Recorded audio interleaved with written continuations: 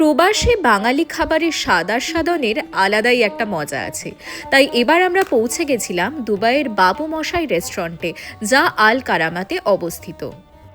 ঢুকতেই চোখে পড়ে একদিকের দেওয়াল জুড়ে প্রচুর ছবি, যাতে রয়্যাল বেঙ্গল টাইগার থেকে ভিক্টোরিয়া মেমোরিয়াল, দুর্গাপুজো সহ কলকাতার সব রকম নিদর্শন কিন্তু ফুটে উঠেছে।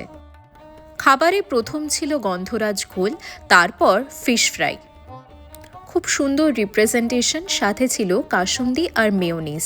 একদম খাঁটি ভেটকির তৈরি ফিশ ফ্রাই খেতে ছিল অসাধারণ। তারপর চলে আসলো গরম গরম কড়াইশুঁটির কচুরি আর ছোলার ডাল। এরপর চলে আসলো আমাদের প্রিয় ঝুড়ো আলু ভাজা, ভাত।